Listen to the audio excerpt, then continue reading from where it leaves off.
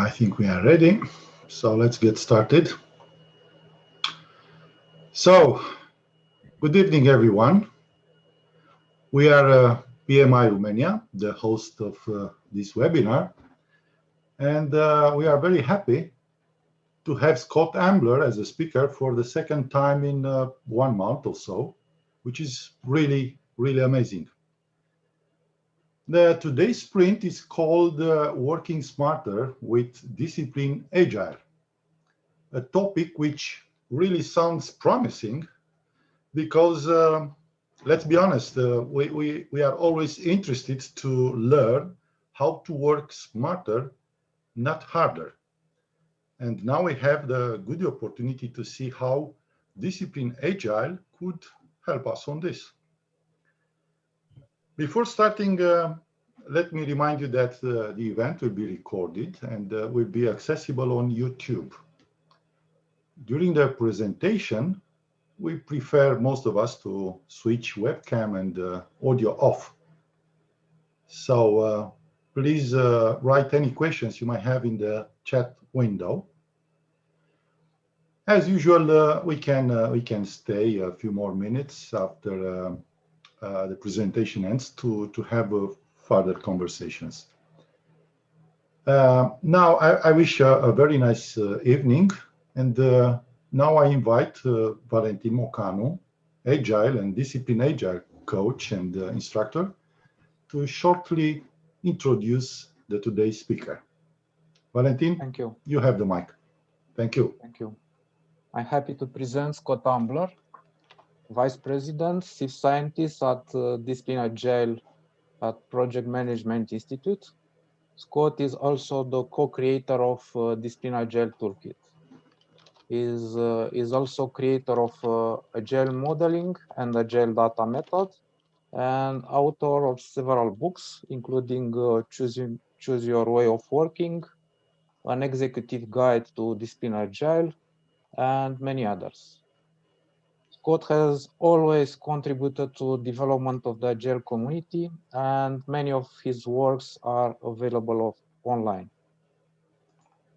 From the beginning, Agile promises a better way to produce software. Now we are talking about business agility. So Scott, please tell us if Agile has found this better way.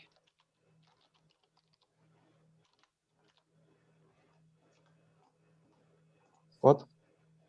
Okay, thank you. What I'll do is start sharing my PowerPoint here. Okay, I hope you can see my my slides. So what I'd like to do is give you a brief overview of a very deep topic. There's a lot to this, so forgive me in advance if I cover a lot of ground on this one, because it's a lot of important ground. So as you heard, I'm one of the co-creators of the Disciplined Agile Toolkit. I'm also the Vice President and Chief Scientist of Disciplined Agile at PMI. And in August of 2019, PMI purchased the organization I worked for, Disciplined Agile Inc., in order to obtain Disciplined Agile. And we've been bringing it to market ever since. We also, in September of 2019, purchased the Net Objectives organization where Al Shalloway and others worked in order to obtain Flex. And we've been integrating DA and Flex together, and I'll talk a little bit about that today. But the key topic here, though, is how do you work smarter? And how do you do this at the individual, at the team, at the value stream, at the organizational level? And what techniques can you do in order to improve your way of working and to be more effective as a professional, as a team, and so on?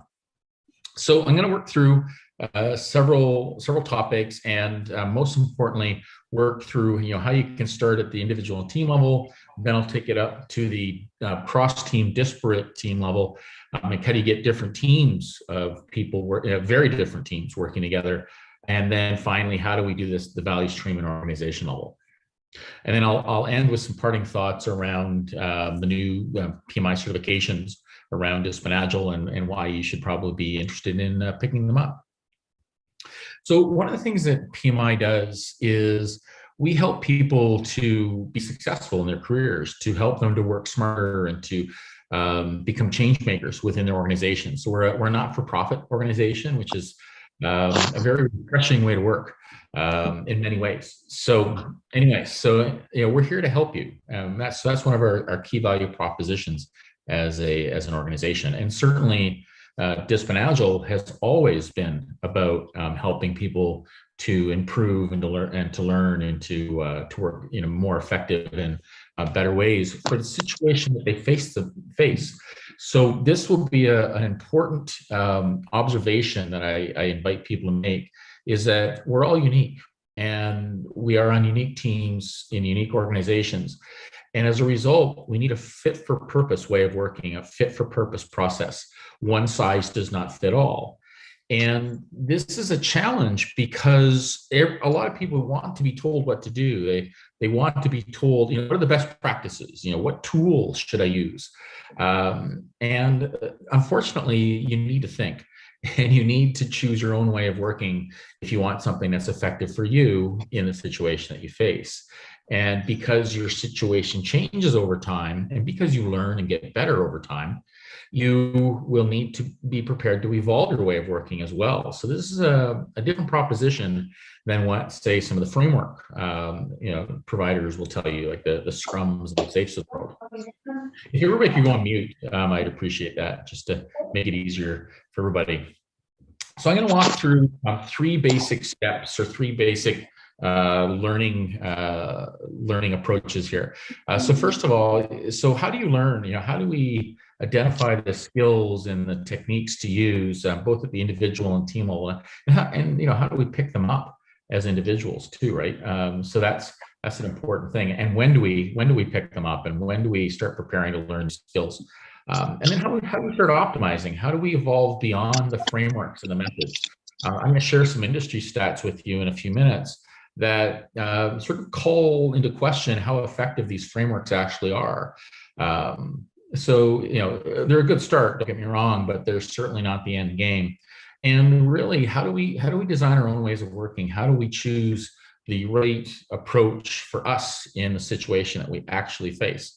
And then finally, how do we accelerate? How do we get better at bringing value to our customers or to the citizens in the case of government agencies? So how do we become more nimble? How do we improve our flow and improve the way that we work across the organization and across value streams, and not just within our teams?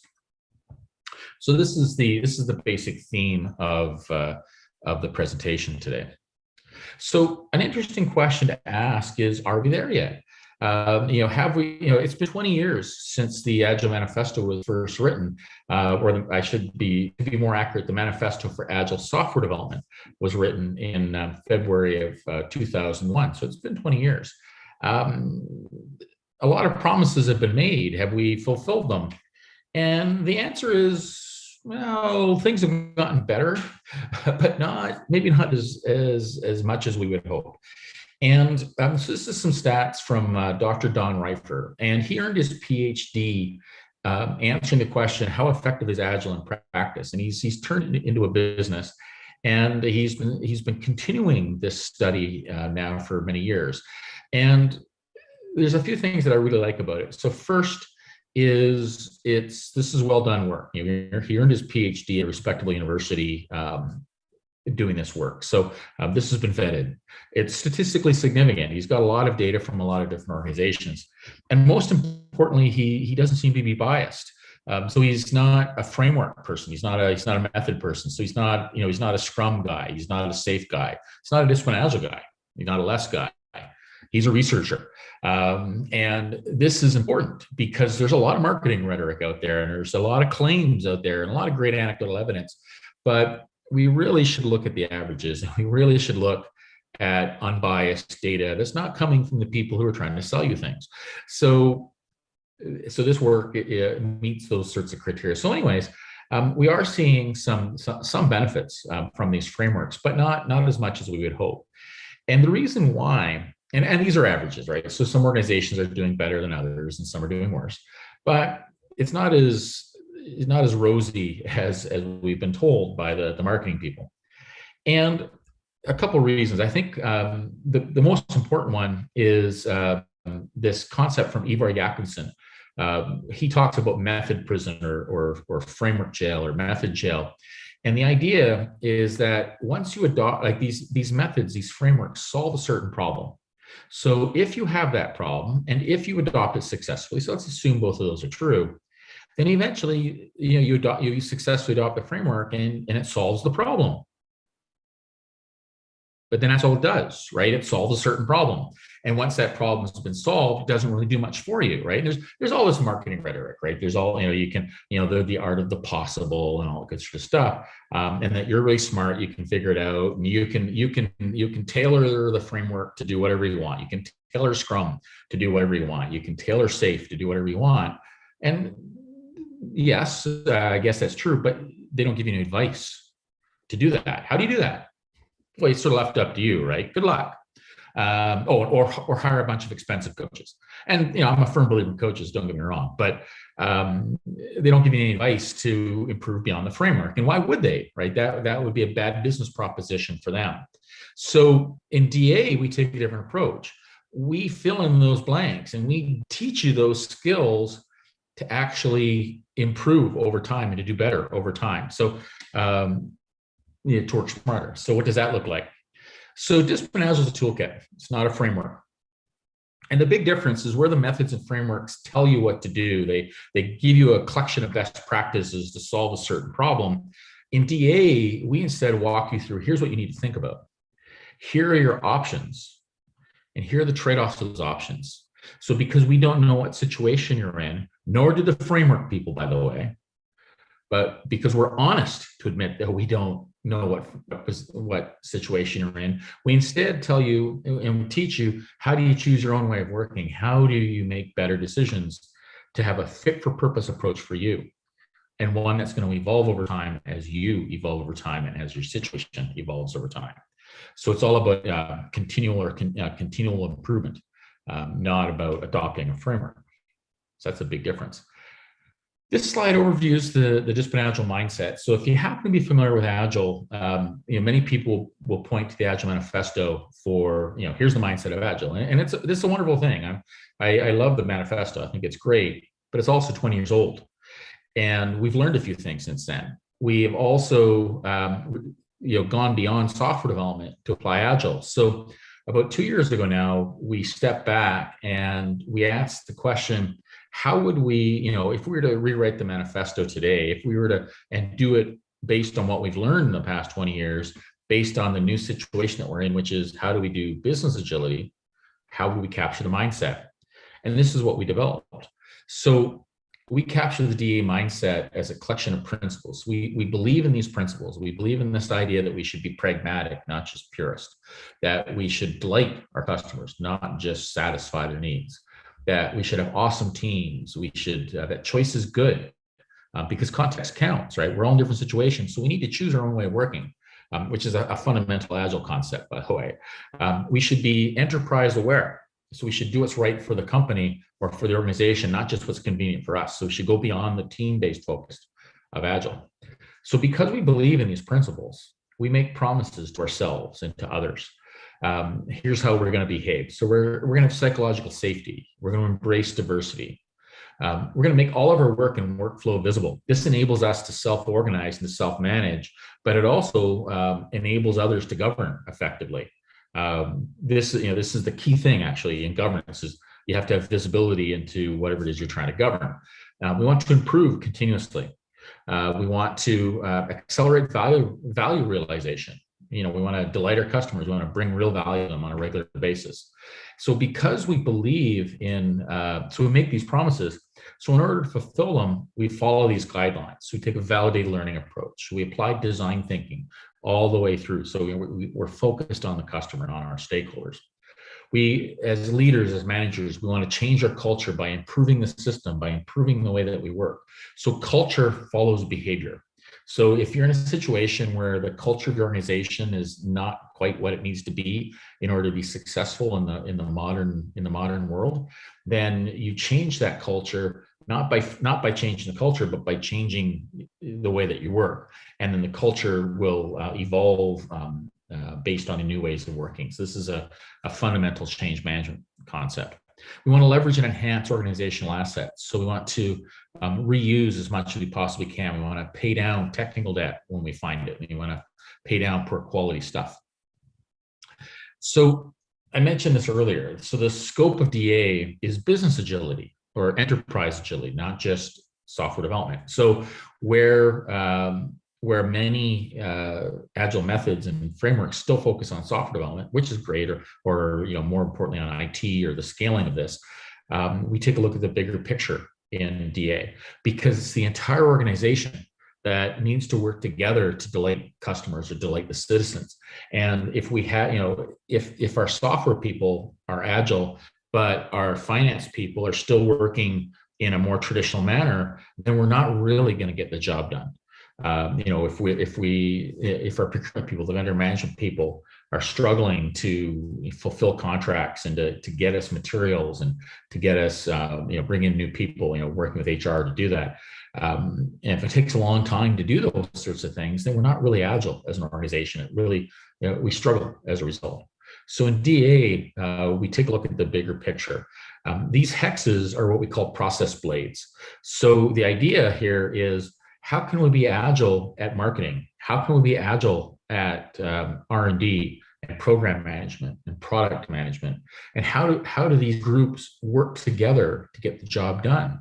And how can we learn from each other? How can we collaborate together effectively? And how can we respect and appreciate each other? Because the finance people have a much different background and set of priorities than the software development people, who are different yet again from the enterprise architecture people, and so on. Yet we still need to work together. We still need to be good at what we do. Along the bottom of this diagram are foundational concepts. So the mindset is here. Fundamental concepts from Agile, from Lean, and even from Serial. So the Disciplined Agile Toolkit is a hybrid. We're seeing a lot of understanding and appreciation for hybrid ways of working. And this is something we've had in DA from the very beginning. We were never afraid to adopt great ideas from the more traditional community. Why wouldn't we? It'd be silly not to. So it's great that the rest of the marketplace is starting to catch up, but starting is, I think, the key word there. But we really do need to be mature and respectful and understand that some of the older ways of working are actually quite good. So why wouldn't we want to do that? And then, of course, people concepts. So what are the roles and responsibilities and team structures and organizational structures? So there's a lot of great stuff in the foundational layer, as well as in other layers. So how do we do this? How do we actually learn and improve at the individual and team level? So one concept that I want to point out is that Disciplined Agile is more comprehensive than some of the methods and frameworks that you might be familiar with. So, for example, we see we have the cover from the Choose Your Wow book and the Scrum Guide. Now, the Scrum Guide is 13 pages. It's a book of knowledge. It's 13 pages long, and it's awesome. There's great ideas there, but it's 13 pages. There's a serious lack of details. The Choose Your Wow book, the printed version, is about 400 pages. And it focuses on solution delivery, on software development. So there's a difference in scope. There's a difference in detail. So sometimes people get frustrated with DA because, there's so much detail here. It's so hard, and woe is me. Well, it reflects reality. It reflects the fact that we're being honest, that what we do as professionals is complex. It is complicated, and we need to embrace that. It's unrealistic to expect a 13-page document to describe everything you need to do your job. It's frankly naive to expect a 400-page document to do that as well. We give overviews of concepts, so you can see and we'll see more details in a bit, but you can see here in the picture that we've opened to part of the reference part of the book, where you see tables describing techniques, and we'll see better examples in a bit. So the DA Toolkit is a comprehensive toolkit of agile, lean, and traditional techniques. So where some of the methods might only tell you one or two strategies to approach requirements, for example, in DA we support dozens, right? And that's the difference. So we help you to choose the right technique for the situation that you face, rather than telling you, here's the exact thing you need to do. Here's the best practices that we bless. And that's just naive, right? Because different techniques will be used in different situations. And we know this as professionals. So we need to stop getting fooled by these easy answers in these frameworks and methods, because there are no easy answers. You need to know what you're doing, and you need to make decisions yourself. So this is a frustration for me, I guess. So how do we do this? It's pretty easy to say that there's dozens of techniques that you can choose from, but how do you actually choose from them? So one of the things we need to do as well is choose our overall strategy. So for example, when, back before COVID and, I was able to travel around the world, I would go into organizations and I'd walk around and I could easily see some teams working in an agile Scrum-based manner. I could see some teams doing more of a lean Kanban type of a thing. I could see some teams doing projects, some teams doing not projects, more of a product focus. I could see teams doing lean startup type things. I could see large programs. I could see serial traditional teams as well. Different teams, different situations would work in different ways. So that an important implication, and that's perfectly fine. That's part of being a hybrid organization, right? Use the right strategy for the situation that you face. So an implication of this is that a toolkit like DA needs to support multiple life cycles to enable you to choose the right approach for your situation. So we support an agile Scrum-based project lifecycle. We also support a continuous delivery agile lifecycle, also based on Scrum, but more for product teams that stay around, that might go for years. So these are both Scrum-based. We have a lean project lifecycle. We also have a continuous delivery lean lifecycle, once again for product teams rather than project teams. And this is Kanban based. And I'm sure in your organization right now, you've got some Scrum teams and you've got some Kanban teams. So, and I'm sure you've got some project teams. I'm sure you've got some product non-project teams. So let's be clear. Let's be honest about what's actually going on and enable people to choose the right technique, the right approach for their situation. We also support what we call the exploratory life cycle based on lean startup. This is where you run experiments with minimal viable products and get feedback from the marketplace and then adjust your strategy accordingly. And of course, a program team of teams type approach as well. So different teams will follow different life cycles because they're in different situations. We also enable people to choose techniques. So not only is it about life cycles, so choosing the right overall approach, but how about the details? So earlier I was talking about how we support dozens of requirements techniques, and this isn't the only place where requirements techniques appear, but it's certainly a popular one. So this type of diagram is called a goal diagram, and what it does is it helps overview the choices you have available to you. It also overviews what you need to think about. So if you're an expert at business analysis, then this is probably enough information for you. There's just enough of a reminder, oh yeah, there's these different techniques and I should go and use this one and I'm an expert at this, so therefore I can make decisions. But if you're not a business analyst expert, then you might need more details, and I'll get into the details in a bit. But anyways, so the way you read this diagram is that when you go to explore scope, when you go to explore requirements, elicit requirements, you need to make several decisions. We suggest you do it explicitly, but you will at least implicitly make these decisions. So, how are you going to explore the purpose of what you're trying to achieve on this project or on this product team? How are you going to explore usage? How are you going to explore how potential customers or stakeholders will use this solution that you're building or this service that you're putting together? How you will explore the data aspects? How will you explore the business processes? How will you go about modeling or interacting with people to understand their needs? What level of detail do you need in your scope document, if any? Do you need to write a requirements document, perhaps, or what level of detail do you need? So you've got choices, and then the decision points are the purple boxes, or the boxes in the middle. Then to the right are options. So there's different ways we can go about exploring purpose. There's different ways that we can go about exploring business process, and so on. When you see an arrow beside the list, that's what's called an ordered option list. So in the list with arrows, the strategies towards the top of the list are generally more effective than the strategies towards the bottom of the list. So there's an implied improvement strategy there for you, perhaps. When there's no arrow, then we can't tell you what, we can't say that this is generally better than that. We can't tell you what the trade-offs are. We can help you understand what the advantages and disadvantages of a technique are, and then you choose what's right for you. So sometimes they're ordered sort of like a maturity model, sometimes they're not. It just depends on the decision point at the time. So you're probably looking at this diagram right now and thinking, oh man, this is so complicated. I got to make choices. Just tell me what to do. This is crazy, right?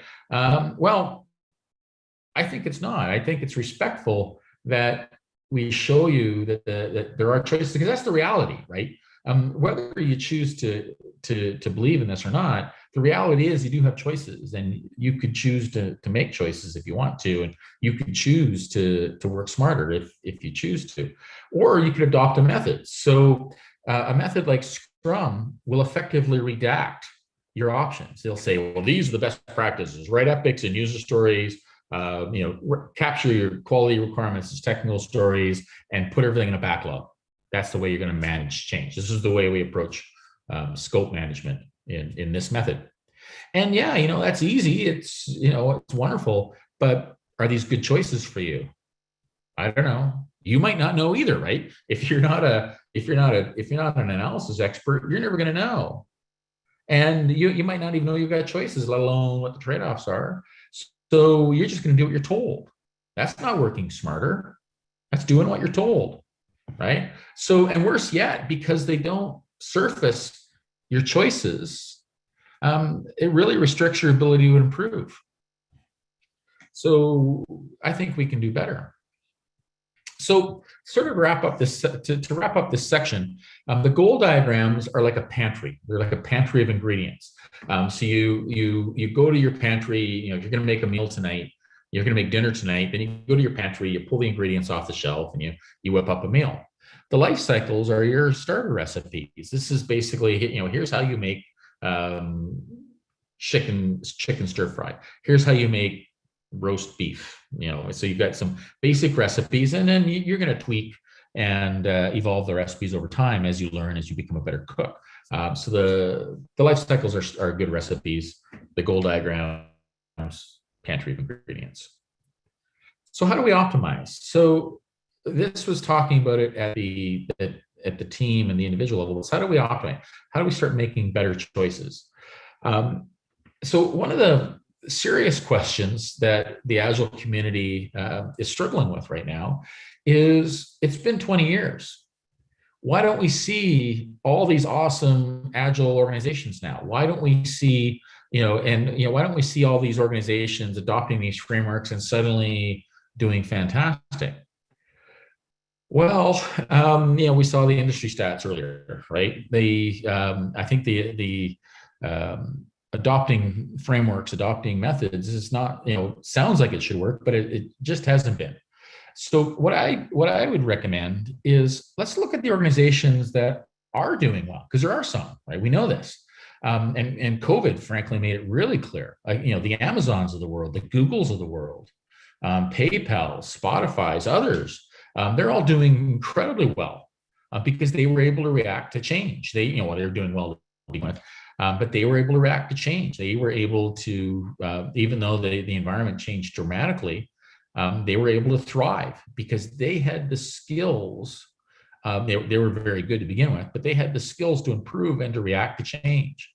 So I would argue that instead of trying to copy somebody else's approach, instead of trying to adopt a framework of best practices that worked elsewhere, what you really need to do is act like these apex predators.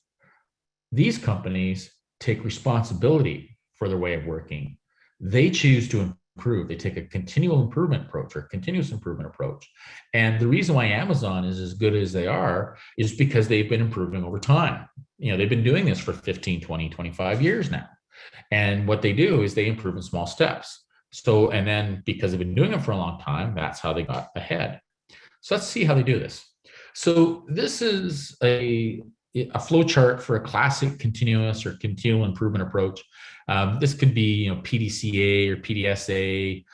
There's several improvement strategies. Gemba, this is more of a Gemba Kaizen type of approach if you're into Japanese. But the idea here is what you do is when you run into an issue, you identify something that you want to improve, or you identify a problem that you're experiencing, then you start thinking, well, what potential techniques, what can we experiment with to make things better, to solve this problem or to improve this issue that we've got?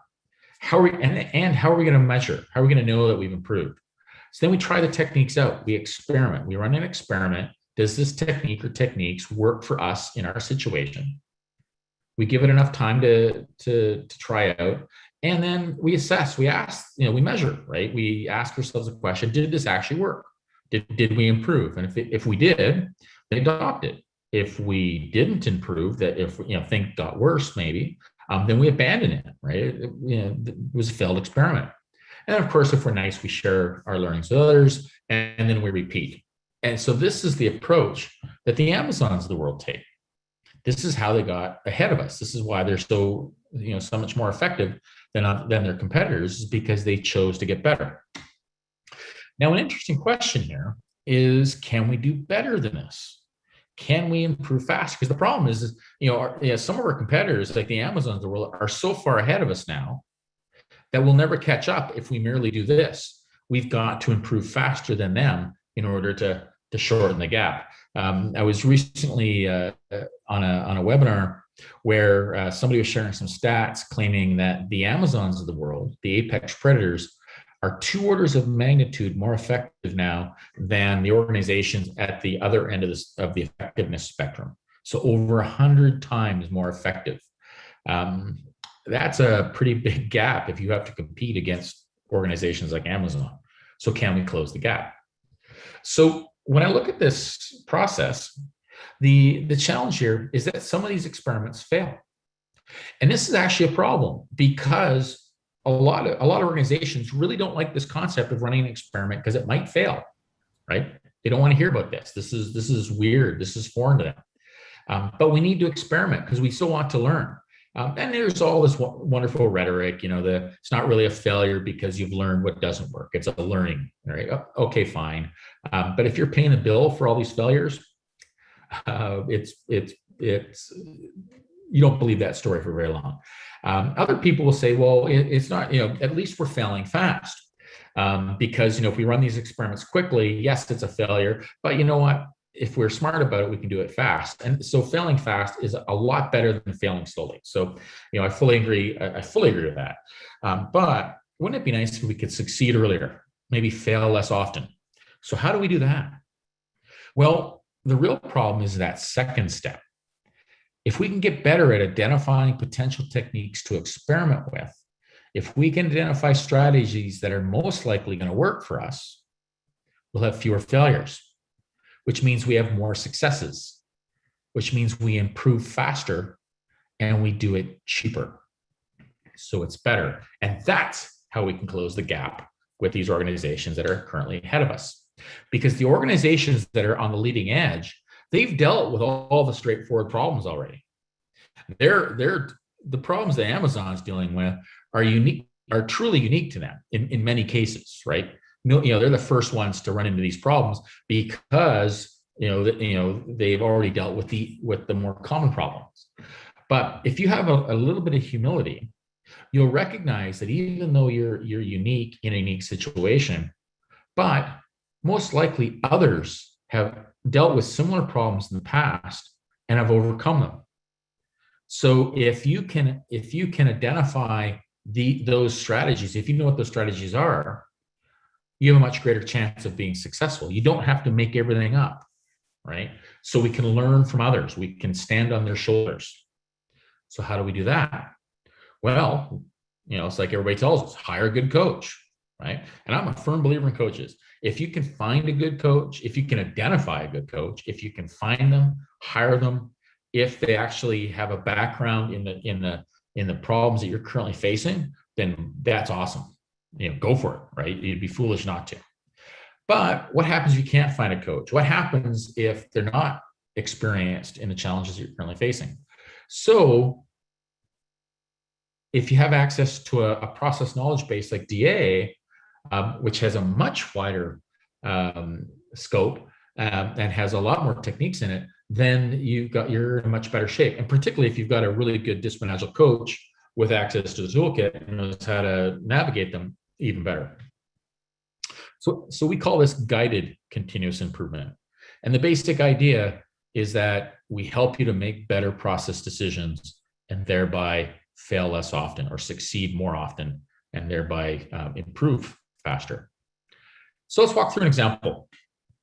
So earlier we looked at explore scope. So say we've got say we're on a team where we're having problems with the way we do requirements. So for example, maybe we're on a team where we have an existing product that we've brought to market. Our existing customers love this product, whatever it happens to be. Maybe it's software. Maybe we build houses or cars, or let's say we're building cars. They love the cars we build, but unfortunately, we're not attracting new customers. We've got a problem, right? We don't understand what potential new customers we want. We know what our existing customers want. That's not a problem. But we're not expanding our market. We're not growing.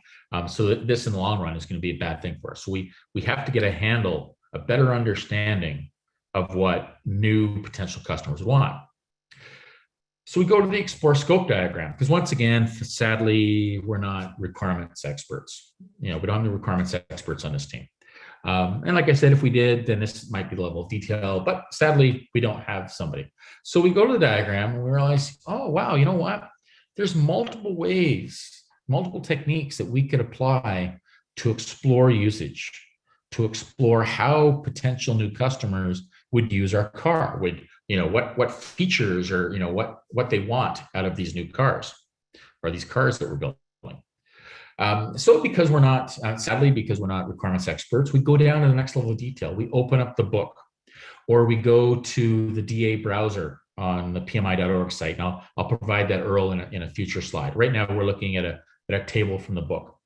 And we go, we read, and what happens is, we're not experts at all these techniques.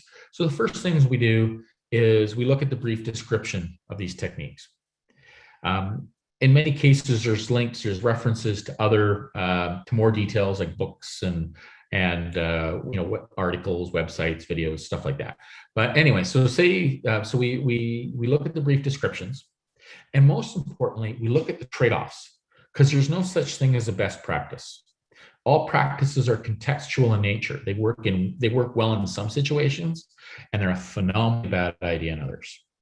So what we do is, and what we want to do is pick the right technique for the people on my team to experiment with to solve the problem that we've got.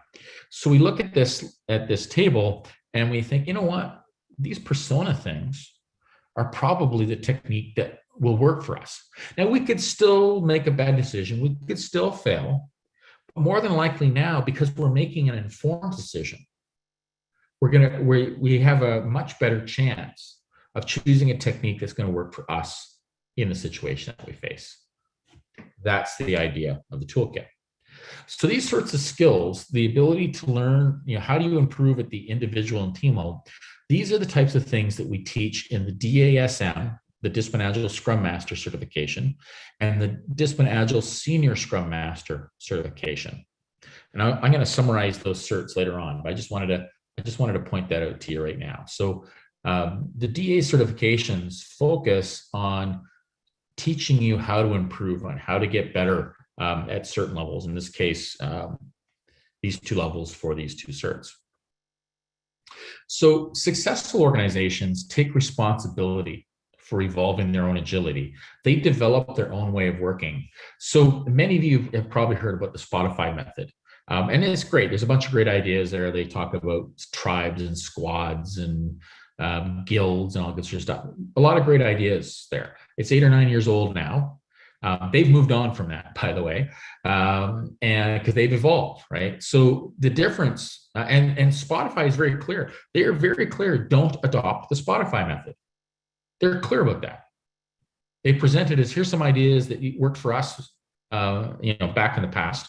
You might like some of these ideas. So adopt what makes sense for you. This is their message, right? So Spotify has constantly been evolving their process over the years. They follow a continuous improvement approach. So what you want to do is you want to become like them. You want to adopt that strategy. You don't want to adopt their method that they published on a lark, basically, many years ago now. Because they're a Swedish music company. Unless you're a Swedish music company, their approach might not work for you. So you need to be smart about this. So do what they do, not what they say. So why is this all important? Well, we saw from the industry stats that adopting a framework, when it's successful, enjoys an improvement curve that looks like this, right? It goes down for a bit because of learning, but eventually things get better, but you peak out. Once you've successfully adopted the framework, it doesn't have much more to add for you. So you end up in method jail, like Ivar Jakobsen says. The successful organizations, like the Amazons of the world, they take a continuous or continual improvement approach, right? And they've been improving over time, and this is how they got far much better than everybody else. With Disciplined Agile, you can take a guided continuous improvement approach and learn from others. You can leverage their learnings, leverage their practices. So our advice is start where you are. So whatever you're doing now, if you're currently doing SAFe or Scrum or less, or you're still doing traditional, great. That's your starting point. Apply the techniques of DA, the improvement techniques that we teach you in Disciplined Agile to improve on what you're doing. So start where you are, do the best that you can in the situation you face. And you're professionals, I know you're doing that, but always strive to get better. Always strive to improve. And this is what DA teaches you to do, and to do it in a coherent and guided manner that works better than just figuring it out on your own. So how do we accelerate this? How do we get better? How do we actually start working up that curve? So one huge challenge that the Agile community has right now is, it's really focused on software development and focused on IT, and that's great, and in particular with DevOps, it's really focused on IT. But the challenge is that Agile teams don't deliver in isolation. We have this myth of autonomous teams, and teams are autonomous sometimes, but in reality, they're semi-autonomous.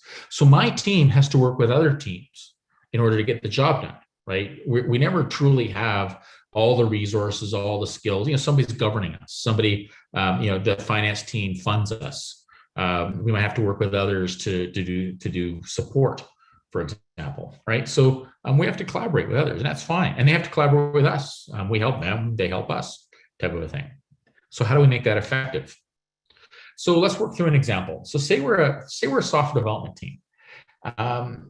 Well, one of the here we are. We're developing software. Developing a website. Say I don't know whatever it is, and we get to the point where we want to extend our project. We need funding for the next 3 months. In order to do this, we have to work with the finance team. We have to produce some documents. They have to review and sign off on it, and then they'll extend our funding for another 3 months. That's a pretty big overhead. A huge overhead, and it's injecting cost and injecting risk into my project, and doing so needlessly. So we got a problem with the way the finance team wants to fund my team. We're out of sync with each other, and yet we still need to work with each other. And this is a phenomenally common problem. I'm sure many of you listening right now, happens all the time in my organization. It's a serious problem. Well, you can fix that if you know how to do it. Or maybe, my team also needs to hire some new people, and we got to work with the HR department, with the people management folks in order to bring new people on, and probably have to work with procurement as well to go off and work with who we need to work with to hire people. So this is a bit of a challenge as well. So we need to collaborate with that team.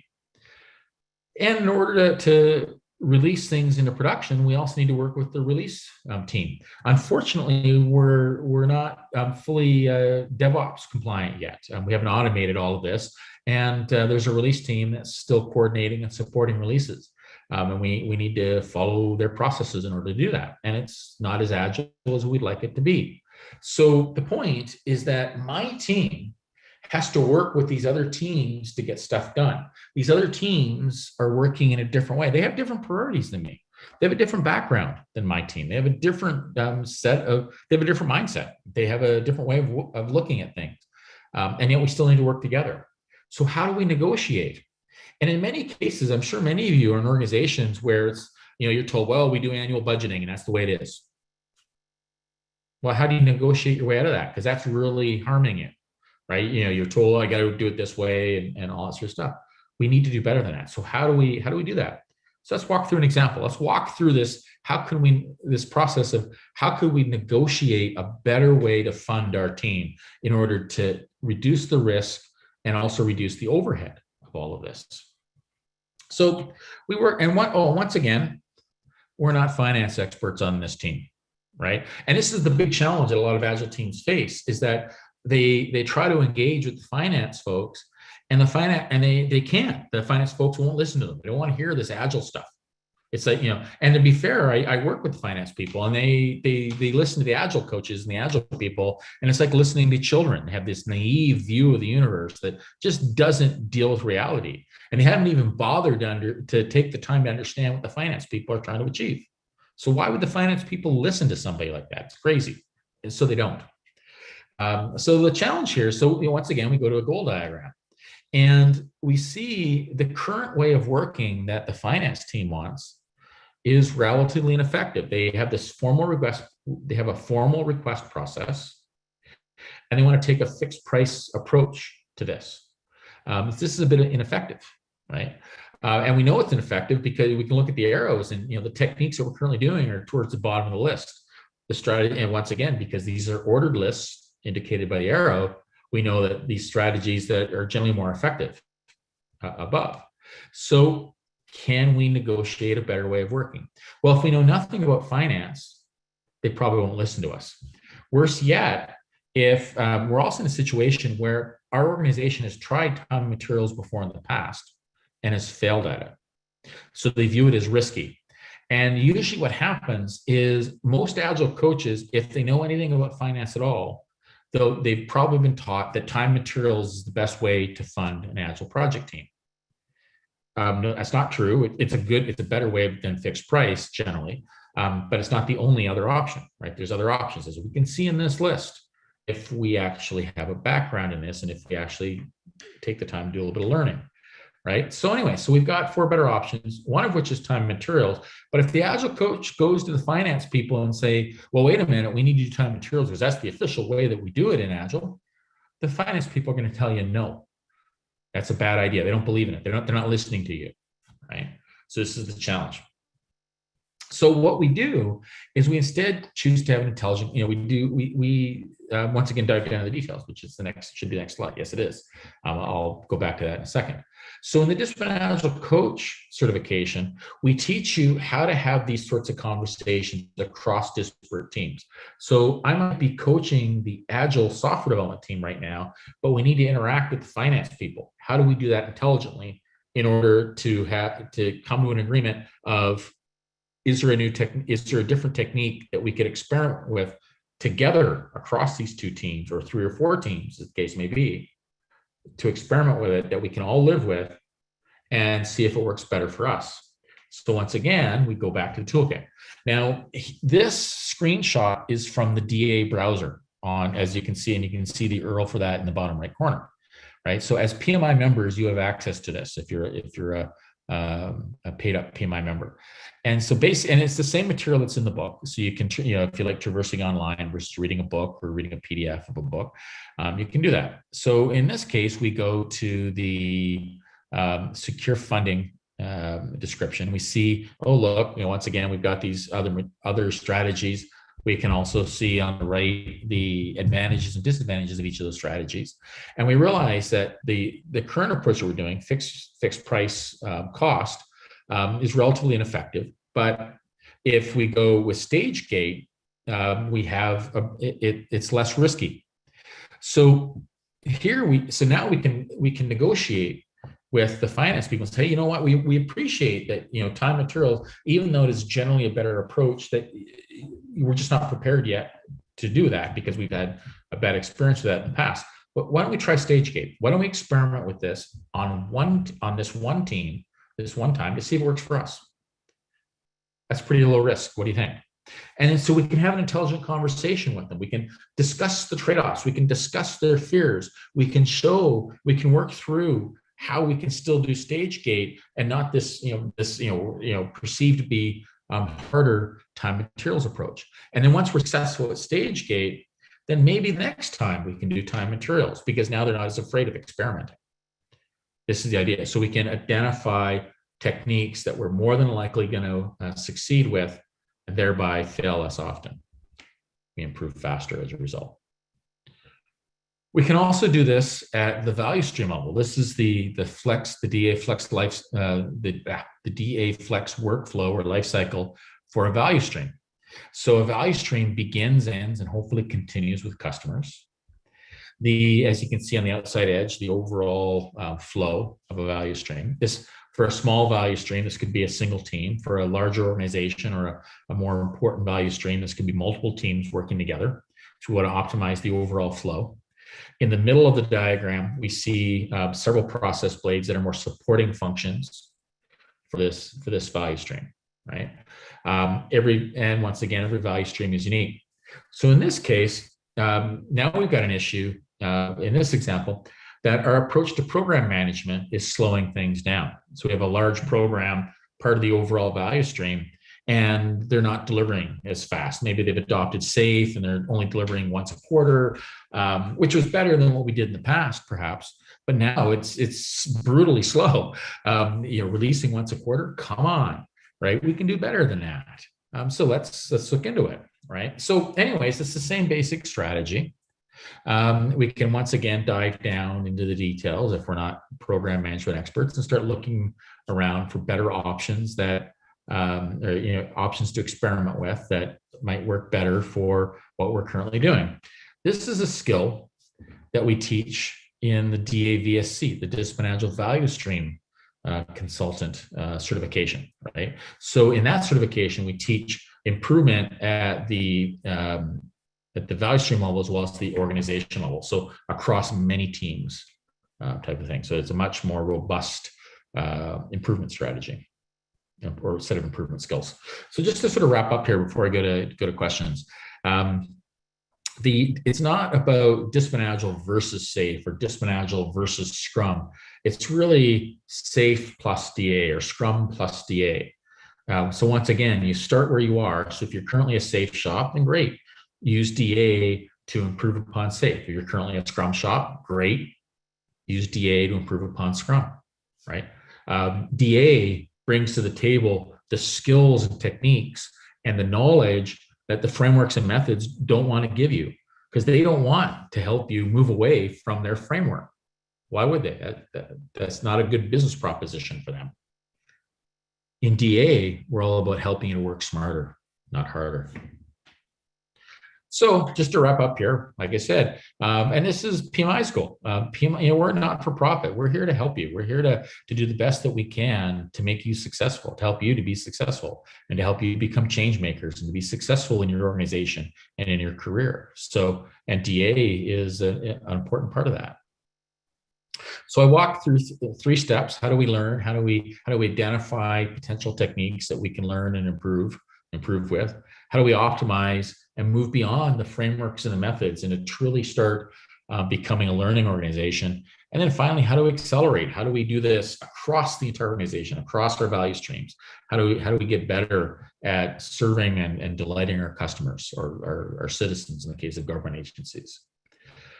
So a question I want you to ask yourself is, are you following or are you leading? Because adopting frameworks, adopting methods that are being adopted by everybody else That seems like following to me. The organizations that are truly successful, the Amazons, the Googles of the world, they're leaders. They choose their own way of working, and they experiment, they learn, they improve over time. That's why they're as good as they are. So just to summarize the certifications, the Disciplined Agile certifications. So the Disciplined Agile Scrum Master it's an introductory cert. It teaches you the fundamentals of DA, some fundamental Agile and Lean concepts. And most importantly, I think at least, is we show you how it's possible to improve at both the individual and team level, and to be involved with the improvement at the team level. DASSM, the Disciplined Agile Senior Scrum Master, is all about teaching you how do we improve and lead the improvement at the team level, or several teams. Say you're leading a small program, for example, and it's about enterprise class Agile. It goes way beyond Scrum. It takes on, so where the Scrum guide was 13 pages and the Choose Your Own book is 400 pages, we cover a little more ground than the Scrum guys do, and rightfully so. So it's really, truly enterprise class Agile. The Disciplined Agile Coach certification is how do you lead improvement across disparate teams? So how do we get the software, the finance team, and the HR team working together effectively and choosing to improve, and working together to do that?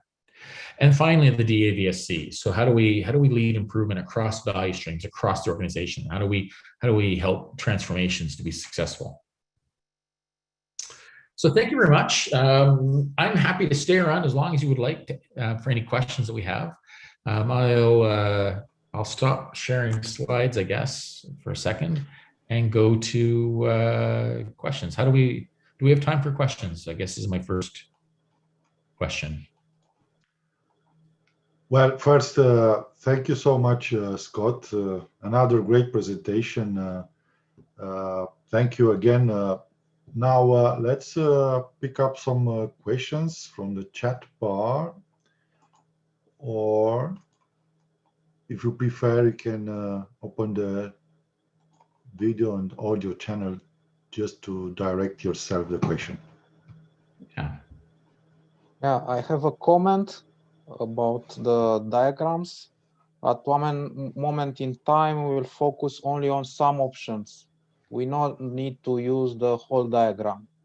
So could be very easy and fast to use. We can find something useful in minutes or even seconds. We not Exactly. need to read the whole diagram every time. Yeah, that's a great point. Thank you for making that. And in the example, if you remember the explore usage example, yeah, I just focused on that one thing and then dove down right away. So and basically ignored the rest of the diagram. So you're absolutely right. It gives you the purpose of the diagrams is to help make it easier for you to find options. Recognize, hey, here's all these things when you think about, oh yeah, that's what's hurting us right now. Okay, let's go and look at that. So Disciplined Agile maybe is complex, but we can build very lightweight process with Disciplined Agile because will be very fit to the context. Finally, very lean. Yeah, that's it exactly. I'll go back to that slide and I'll display it again. Sometimes we'll get feedback of, look at all these options and this is so complex. But what I would invite you to do is look at that diagram and ask, what could we remove? Now, you're not going to do all these options, but certainly what decision point would you remove? I suspect you can't, right? And the question isn't, well, what do you do? But what does somebody on your team need to do, right? So or somebody in an organization needs to do. And I suspect you can't identify any of that because we don't, it's hard to get things on these diagrams. We control what goes on. It's not just a dumping ground. So I think that's the thing, right? So and the issue becomes one of, yes, it can be frustrating that there are some complexities in what we do. But at the same time, if you can't remove anything, And that tells you it's as simple as it's going to get, given the level of complexity that we actually face. What we do as professionals is difficult. If it was easy, we would have been automated out of jobs years ago. So it just in DA, you know, I think we're being honest about what we actually face in practice. And sometimes we're not used to that level of honesty, unfortunately. Great. Any other question or comment? Oh, I see Vicky had a good experience with the certification. It's great to hear. Hey, Scott. This is Stefan, UC Davis Health. Sorry, I wasn't able to join from the beginning, but I just want to make a comment and to kind of thank you for mentioning at some point that best practices are all conceptual. I think this is one of the roots problem, at least for me, which I've had in my organization. Because as much as you want to be an agent of change and you try to be flexible in the practice, when the C-suite comes to you and it says, yeah, you can have all the flexibility you want, but you got to follow our best practices, that kind of a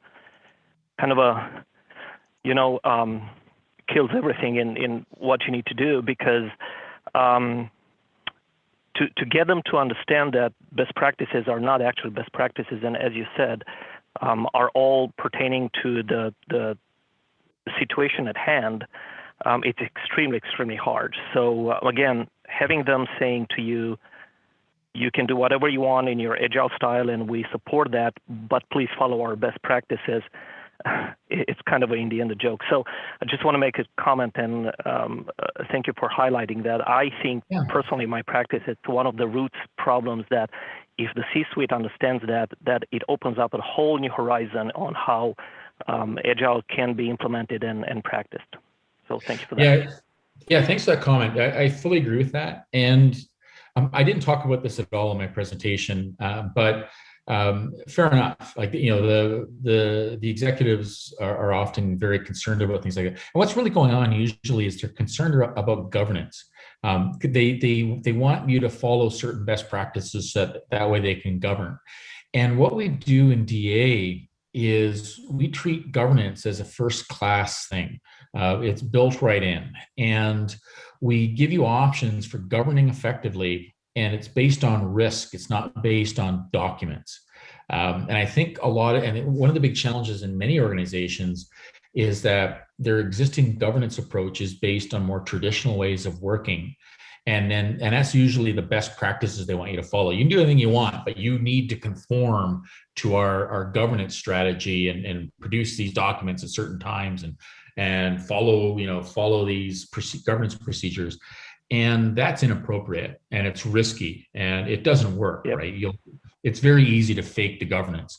And this, I think, is the fundamental challenge with traditional governance, is that it's not really about governance, it's about bureaucracy. And I say that, and it doesn't achieve governance.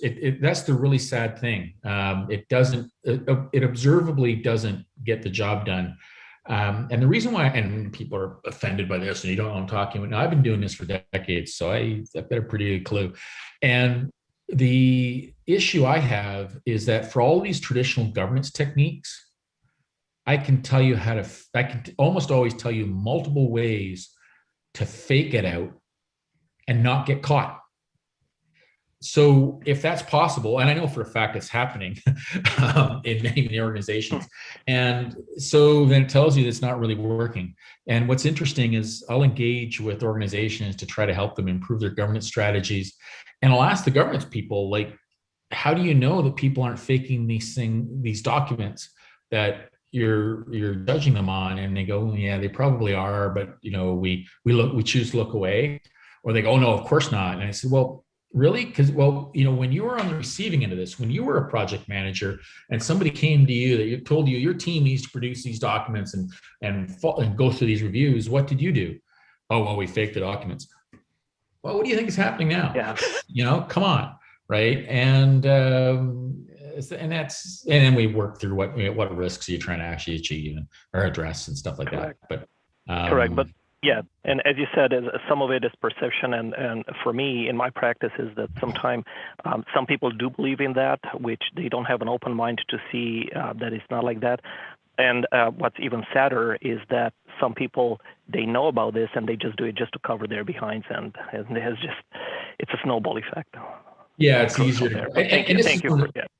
Oh, you're welcome. Yeah, and this is one of the reasons, if you remember back to the funding example, this is one of the reasons why we include some not so effective techniques, is we want to make it explicit, right? Because that, to be fair, that finance team, that was the best that they can do right now, right? That's where they are. But if there's better ways to work that they can see, and we can actually work through the trade-offs, then it makes it a lot harder to say, well, this is the best way and this is the way it has to be, because we're experts and we've been doing this forever. When there's some very clear strategies that could work better, maybe we should at least try them. And that's a much better discussion to have than just, we'll do what we're told to do. But I see Vincenzo. Thank you. Thank you. My pleasure. Thank you, Has Stefan. his hand up. Hi, Scott. So I wanted to share a little bit of my personal experience, because I had the opportunity to try to make an agile journey in a multinational companies. Okay. And that, I can tell you, was a complete disaster. And the main reason why it was a disaster is that we got a recipe that was simply not working for us. Okay. We were told that you do blah, blah, blah, blah, blah, blah. But in reality, the receipt usually that you get is incomplete. Okay. Yeah. Now, I just got the DAWSM certification. And for me, the most interesting point that is worth sharing is that what I found interesting is that you really have a number of different receipts among which to choose. Yeah. And when you go online with all of the pros and cons, you are really something to discuss with your higher management, because one of the issues that we face today is that your top manager is asking you to do agile, but is thinking waterfall. Okay. Yeah. Or he's asking you to do what Spotify has done, but you look around and say, but I do not have the skills. I miss the ideas. I cannot do like that. But organize, etc. And then you are set for failure. So for me, what I find extremely interesting in the Disciplined Agile approach is that you have put together a number of best practices or good ideas that worked in different scenarios. And eventually you, as a Disciplined Agile consultant or coach, can help people say, okay, you want to do this, but have you thought about this? These are the pros, these are the cons. And for me, if the people in this call will log, and I think this is open, I'm not sure if you need to be, but I assume that if you are a PMI member, you can browse into the Disciplined Agile 5.0 list or processes. You will discover that there are lots of things that you can choose almost right away. And for me, this is something that is really helping transform an agile theory in something practical that you can do in any organization. That's my personal feedback. Thank you. So Yeah. Great job. Yeah. And I think Disciplined Agile comes from actually applying the stuff in practice, and from hundreds of organizations around the world over the years. And we choose to observe what's actually going on and what works, as opposed to what people want to work, because those are different things. And focus on reality. And it's good to hear that you're finding it of value. Yeah, keep up with the good work. Thank you. Grazie, Vincenzo. Is anyone else willing to ask something or comment?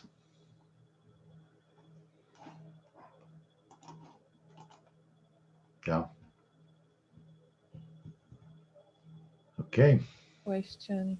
Thank you, Scott, for the great presentation, for the great work done on developing this toolkit for all of us project managers and probably future Disciplined Agile change agents. I have the following question. What metrics can we use to show success of the Disciplined Agile toolkit over the others?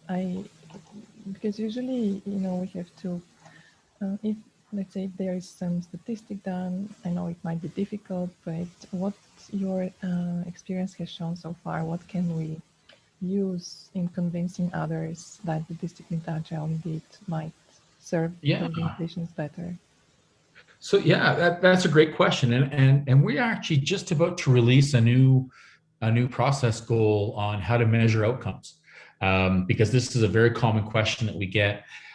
So in DA, we don't prescribe anything, and so one of the things we do when it comes to governing teams and measuring and good things like that, we give you options. And for years, we've talked about techniques like OKRs, objectives and key results, and GQM, goal question metric, and even KPIs, key process improvements. And what's interesting about those techniques to a greater and lesser extent is it's all about, well, what are you trying to improve? What outcomes are you trying to achieve? And then how do we measure to determine whether or not we've achieved those outcomes? So the point is that if your goal or your aim is to improve quality, you will have a different set of measures than if your goal was to improve time to market, or if your goal was to improve staff morale, or customer satisfaction, or many others. And so the way you would determine the success of adopting Disciplined Agile is, are you better at achieving the outcomes that you're trying to achieve, right? So have we moved the needle? So have we learned how to improve our process to achieve our outcomes more effectively? So what we're doing in the process goal, which will more than likely be called measure outcomes, is what we do is we walk through probably about 15 different types of outcomes, like, improving quality or improving stakeholder satisfaction and others. And we say, and here's several options that you could use to potentially measure those, whether or not you've achieved that outcome. So then you would need to choose the measures that make the most sense for you. And of course, like the other goal, and I didn't point this out at all, but on the other goal diagrams, we've suggested defaults or some bolded options. So we suggest some pretty good starting points. If you don't want to make a decision, you just sort of want to be told what to do. Well, okay, here's your good starting points. So that'll help.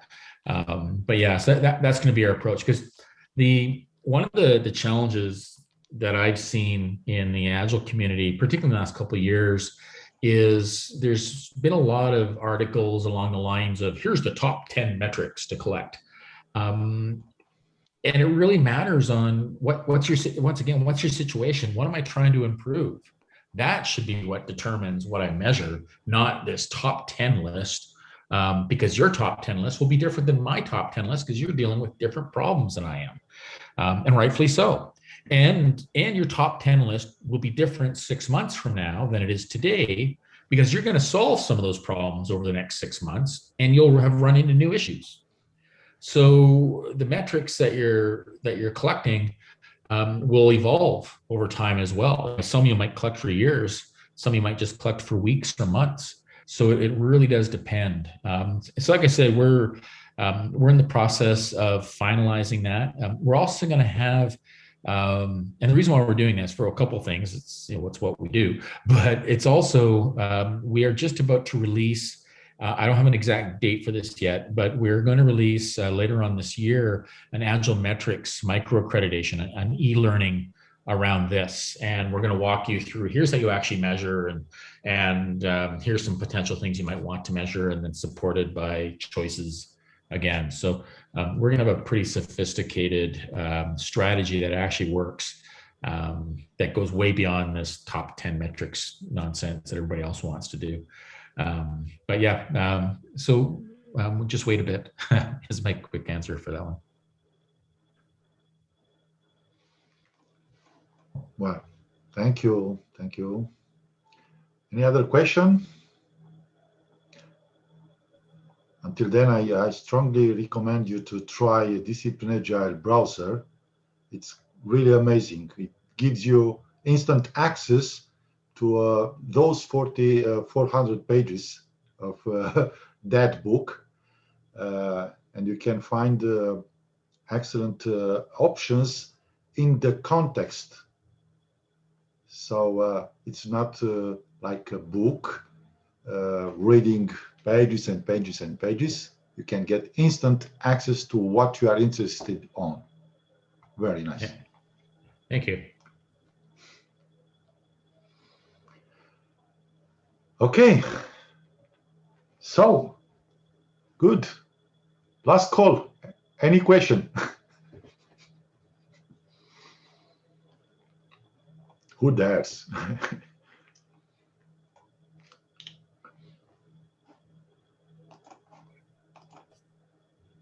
Well, let me ask you, Scott. Do you know,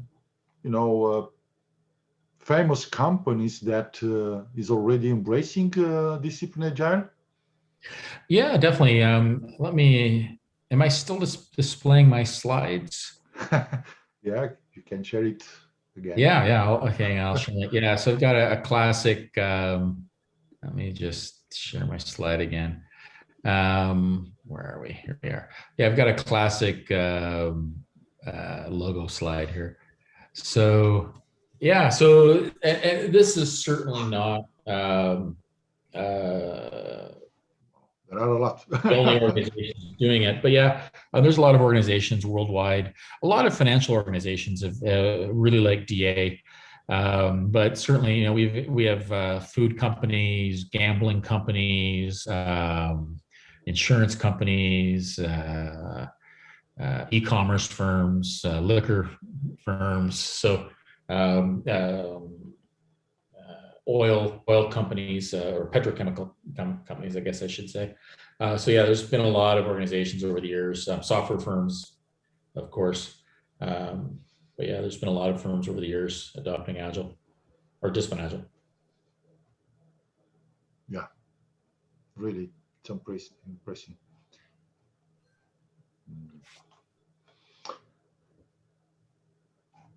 Okay. Okay. It seems like no other questions. Then I would like to thank you, Scott, and thank you all for your attendance and your interest.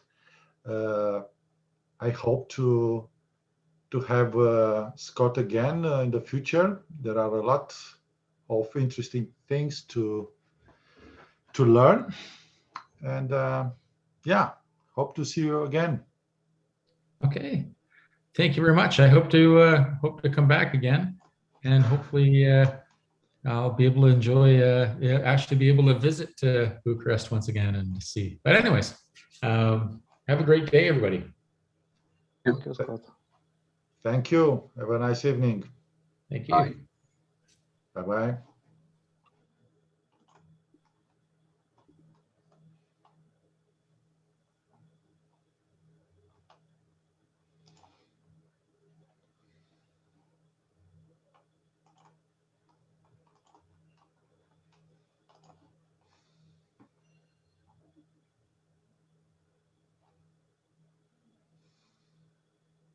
Nike is live.